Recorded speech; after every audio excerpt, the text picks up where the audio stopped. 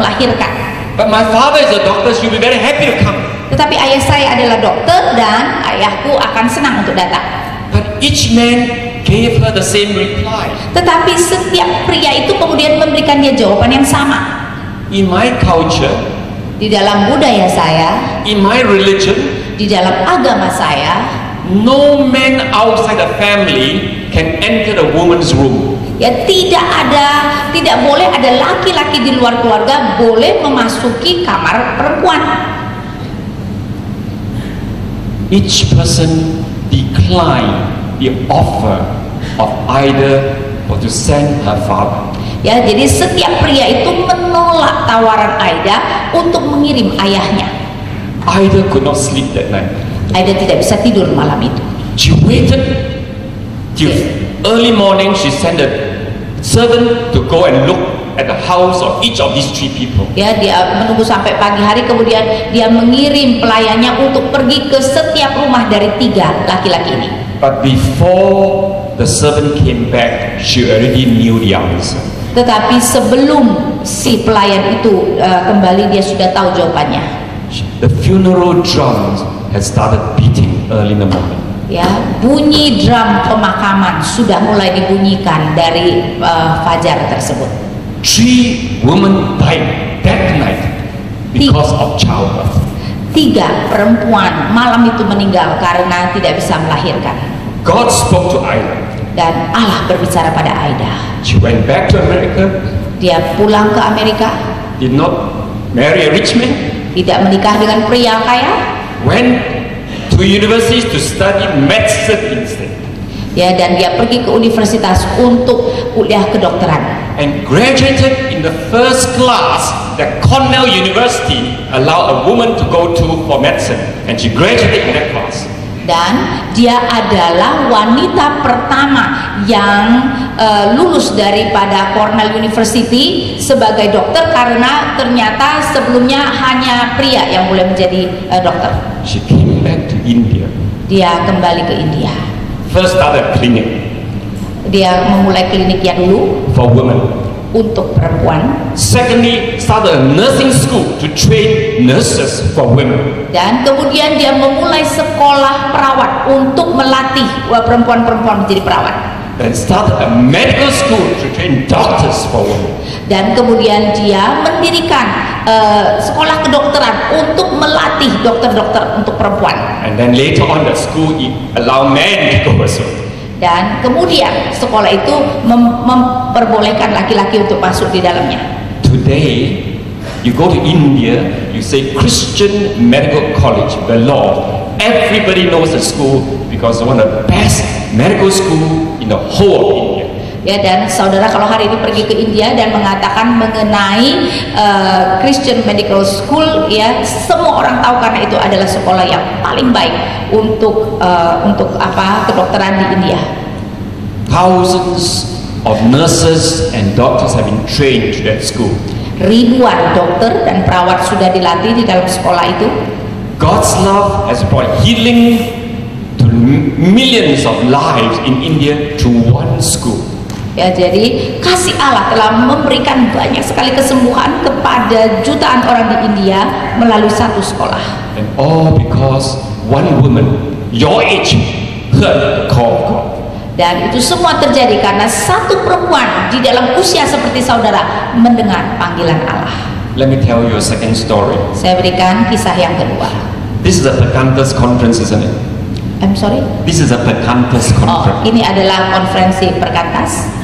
Do you all know how Perkantas started? Saudara tahu bagaimana Perkantas mulai? You know, I have the humble privilege of being involved in it. Ya, saya mempunyai kehormatan untuk terlibat di dalamnya. Yesterday, many of you saw Pak Jonathan Parapat. Ya, kemarin banyak saudara melihat Pak Yonatan Parapat.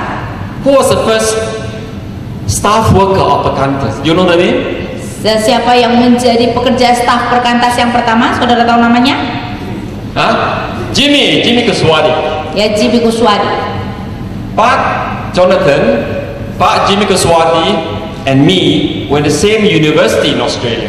Ya, jadi Pak Jonathan, Pak Jimmy dan saya, kami pergi ke universitas yang sama di Australia. Pak Jonathan was the eldest. Ya, Pak Jonathan itu paling tua. Ya, abang. And then there was Jimmy Kuswati, was also a little bit older than me. Dan juga Pak Jimmy sedikit lebih tua dari saya. I was the youngest. Saya adalah yang termuda. You see how old they are now, right? Jadi saudara tahu betapa tuanya mereka sekarang. Okay, Pak Jonathan came back and worked as an engineer. Ya, kemudian Pak Jonathan kembali bekerja sebagai seorang insinyur. Jimmy Kuswati had just graduated. Ya, Jimmy Kuswati baru saja tamat. And had worked a year in Australia. Dan bekerja 1 tahun di Australia. I was still masih di university. Ya, saya masih kuliah di universitas. And Mr. Chua Wee Hian, the Associate General Secretary for East Asia, said we want to start a university student movement in Indonesia. Dan Mr. Hua Huyen kemudian dia mengatakan kami mau memulai suatu gerakan mahasiswa di Indonesia. And he challenged Jimmy Kuswati, can you please come home and start the work? Dan dia menantang Jimmy Kuswati, mengatakan bisakah kamu pulang dan memulainya? Then he challenged those of us who were students in Australia. He says, can you help us support Jimmy Kuswati? Dan kemudian dia menantang kami yang masih mahasiswa di Australia dan mengatakan, apakah kalian dapat mendukung Jimmy Kuswati? So Jimmy came home. Jadi Jimmy pulang. Some of us, many of us in Australia, were still students. We used our money. We contributed to the work. Ya, dan beberapa dari kami yang masih adalah merupakan mahasiswa di Australia, kami mendukung dengan dana kami. A very small beginning. Suatu permulaan yang sangat kecil. I'm told today the Perkantas movement includes 250,000 students. Am I right? Dan saya diberitahu bahwa sekarang Perkantas tercakup di dalamnya 250.000 mahasiswa, betul tidak? Roughly, right? I'm very humble to be involved in the beginnings of Perkantas. Ya, saya merasa sangat beruntung dan saya merasa rendah hati bisa terlibat di dalam permulaan Perkantas. But the point of these two stories I'm telling you is very simple. Tetapi poin dari dua kisah yang saya beritahukan itu sangat sederhana. Again and again, the work of mission begins with young people like you. Ya, kembali dan kembali karya atau pekerjaan misi dimulai dengan orang-orang muda seperti saudara. You know, sometimes I meet with Christian friends. Ya, kadang-kadang saya bertemu dengan teman-teman Kristen. They say, wait lah until I have make my living, done my work, I earn enough, I can go to Christian mission. Ya, dan mereka sering berkata, tunggulah nanti kalau saya sudah selesai mencari nafkah buat saya, yang melakukan sesuatu, nanti saya akan pergi ke misi Kristen. If you wait until then to serve God, your heart will become cold. Tetapi kalau saudara menunggu sampai seperti itu baru melayani Tuhan, hati saudara sudah menjadi dingin. And many of you will be too old to have much strength to go around. Dan banyak dari saudara akan sudah menjadi terlalu tua untuk mempunyai kekuatan untuk pergi ke sana sini. I pray that God will speak to you even today. Dan What is His will for your life? Ya, saya berdoa bahwa Allah akan berbicara kepada saudara hari ini apa yang menjadi kehendaknya bagi saudara. We live in a complex world. Kita hidup di dalam dunia yang kompleks. 7 billion people. 7 miliar manusia. Christians about just under 1/3 of the population. Ya, Kristen itu mungkin di bawah sepertiga populasi. Muslims about 22% and they are growing. Islam kira-kira 22% dan berkembang. And largely because of the high birth rate with Muslim communities. Dan itu terutama karena orang-orang Islam banyak melahirkan anak. Asia is the continent with the largest number of population, more than 4 billion people. Asia mempunyai populasi yang terbesar, lebih dari 4 miliar orang. Christian percentage in Asia is only 9%. Sedangkan persentase Kristen di Asia hanya 9%. In other words, throughout Asia, more than 90% of people do not yet know Jesus Christ. Berarti di Asia lebih dari 90% orang tidak mengenal Yesus Kristus. It's not just in the world outside, but in Indonesia you have a similar challenge. Ya, bukan hanya dunia luar, tetapi di Indonesia saudara juga mempunyai tantangan yang sama. You have a wonderful big country, Saudara mempunyai negara yang indah dan besar. The country with the largest number of islands in Ya, the world. negara yang mempunyai paling banyak pulau di dunia. I also look up Wikipedia before I came, and it says that Jakarta, the whole urban, not just the city, but all the towns around, all form 27 million people, an urban group of cities. Ya, saya membaca Wikipedia dan ternyata Jakarta dengan sekitarnya ada 27 juta manusia. The second largest urban center in the world. Ya, dan itu adalah kota terbesar kedua di dunia. You have about 250 million people in Indonesia. Dan ada sekitar 250 juta manusia di Indonesia. The percentage of Christians in Indonesia is there's always arguments about it, but I think that probably the best is about something like 15 or 16%. Ya, mengenai persentase orang Kristen selalu diperdebatkan, tetapi mungkin menurut saya sekitar 15-16% Kristen di Indonesia. But that means, if that figure is correct, more than 80%, close to 85% of Indonesia have yet to know Jesus Christ. Dan kalau angka itu benar, berarti sekitar 85% orang-orang di Indonesia belum mengenal Yesus. That's a tremendous challenge for you, even within Indonesia. Ya, jadi itu adalah tantangan yang sangat besar bagi saudara bahkan di dalam Indonesia itu sendiri. I'm sure you know better than me. Many parts of Indonesia, there are no churches. Dan saya tahu saudara lebih tahu dari saya bahwa banyak bagian di Indonesia, daerah Indonesia yang belum ada gereja. There are still groups of what they call unreached people. Dan in masih Indonesia. ada kelompok-kelompok yang disebut kelompok yang belum terjangkau di Indonesia. And there are a lot of social, economic, political challenges in your nation. Dan banyak sekali tantangan sosial ekonomi di Indonesia. Only 15 years ago, you went through a very difficult political and unstable and difficult political process. Ya, hanya kira-kira 15 tahun yang lalu saudara mengalami suatu situasi politik yang sangat tidak stabil yang berlangsung dalam suatu proses. Like my country, Malaysia, your country struggle with the issue of corruption. Ya, seperti negara saya Malaysia, negara saudara juga bergumul dengan korupsi. And there's tremendous levels that many people still living in poverty. Dan banyak sekali tingkatan-tingkatan dan banyak sekali yang masih hidup di dalam kemiskinan. But the needs is not just in Indonesia, in the wider world, the needs are even greater. Ya, tetapi kebutuhan itu bukan saja ada di Indonesia, di dalam dunia kebutuhan itu bahkan lebih besar. Compare some other countries, you are a very blessed country. Ya, dibandingkan dengan negara-negara yang lain, Indonesia adalah negara yang sangat diberkati. There are countries where the number of Christians is less than 1%. Ada negara bahkan persentase orang Kristen itu kurang dari 1%. Millions, billions need to know Jesus Christ. Ya, jutaan, miliaran manusia membutuhkan untuk mendengarkan tentang Yesus Kristus. There are countries which are economically much weaker than you. Dan ada negara-negara yang secara ekonomi juga jauh lebih lemah dari Indonesia. I was in a country called Chad, which is in Northern Africa. Ya, saya ada di negara Chad, itu di sebelah utara Afrika. That was about 15 years ago. Itu kira-kira 15 tahun yang lalu. And I was visiting some work done by World Vision. Dan saya datang kepada pekerjaan yang dilakukan oleh World Mission. And then they took me to some village where there are some schools and some children going to school. Dan mereka membawa saya ke desa di mana ada anak-anak pergi sekolah.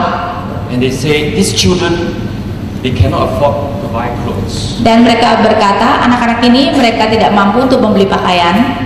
So once a year we give them one shirt and one trouser. Jadi 1 tahun sekali kami memberikan mereka 1 baju dan 1 celana.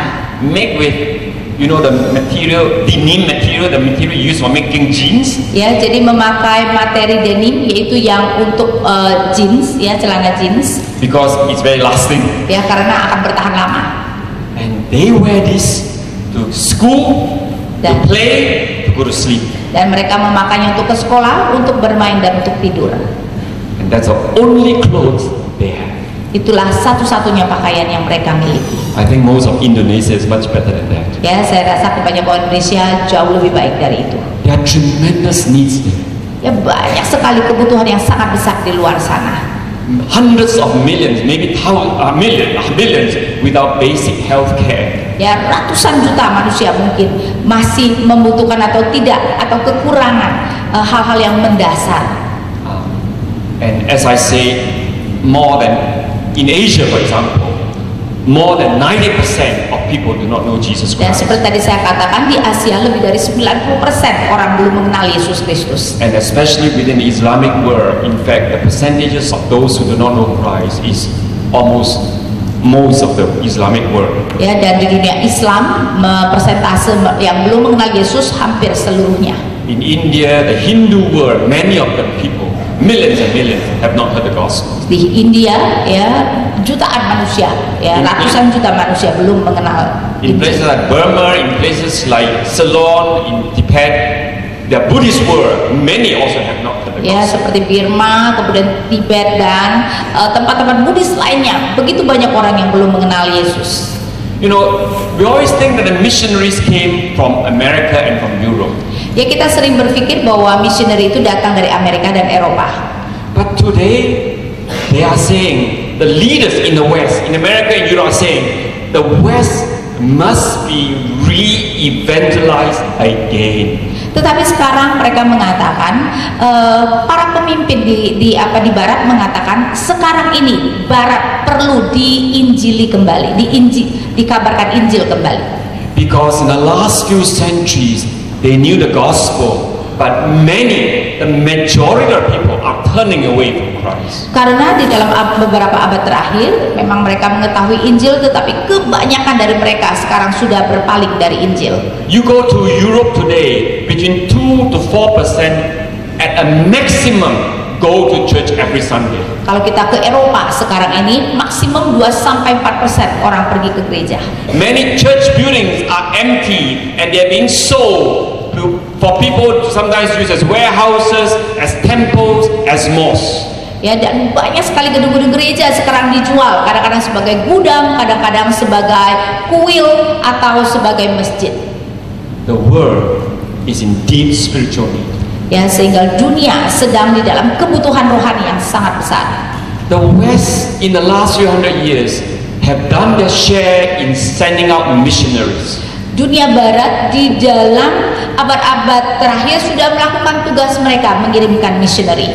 The challenge today is for churches in Asia, in Africa, to begin sending out missionaries to the rest of the world, including America and Europe again. Ya, jadi sekarang tantangannya adalah untuk gereja-gereja di Asia dan Afrika untuk memulai mengirim missionary mereka ke bagian dunia yang lain, termasuk ke Eropa dan Amerika.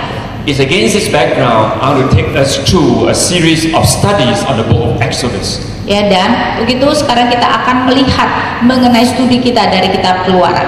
So today we'll look at Exodus chapter 1. Ya, pagi ini kita akan melihat Exodus 1. Keluaran 1, Keluaran. Most of you, I hope, know the story or should know the story of Exodus. Yes, kebanyakan dari saudara sudah mengetahui dan seharusnya mengetahui kisah di dalam Keluaran. It's about Israelites being enslaved in Egypt. Ini adalah mengenai orang Israel yang diperbudak di Mesir. And the Israelites had first come to Egypt because one of the ancestors by the name of Joseph had been sold as a slave to Egypt. Ya, orang-orang Israel bisa mulai ke Mesir karena salah satu nenek moyang mereka yaitu Yusuf dijual sebagai budak ke Mesir. And the story, as you know, in Genesis tells of him being used by God to bring salvation from famine in Egypt. Dan kita tahu kisahnya bahwa Yusuf dipakai oleh Allah untuk memberikan keselamatan keluar dari kelaparan di Mesir. And his whole family had moved to Egypt. Dan kemudian seluruh keluarganya pindah ke Mesir. And over a few hundred years, the numbers have grown. Dan di dalam beberapa ratus tahun jumlah mereka bertambah banyak. But the numbers have become so great that the Egyptians got a bit scared. Ya, tetapi jumlah mereka begitu besar, sekarang orang-orang Mesir menjadi takut. So they got subjugated. They enslaved the Israelites instead. Ya, karena itu mereka kemudian menganiaya dan memperbudak orang Israel. They were growing so fast that The Egyptians wanted to make sure they kill all the babies, the babies who were born male. Tetapi pertumbuhan orang Israel begitu cepat sehingga orang-orang Mesir mau memastikan mereka akan membunuh semua bayi laki-laki It's Israel. a form of what we today call in English genocide. Itu adalah bentuk apa yang di dalam bahasa Inggris sekarang kita sebut sebagai genocide. And it was Moses whom God used to save the people of Israel. Dan adalah Musa yang Allah pakai untuk menyelamatkan orang-orang tersebut. So what we read in Exodus, and if your Bibles do turn with me to it. Ya, jadi apa yang kita baca di Keluaran, dan kalau saudara membawa Alkitab, mari kita lihat Keluaran. What we read is in Exodus chapter 1 is that Egypt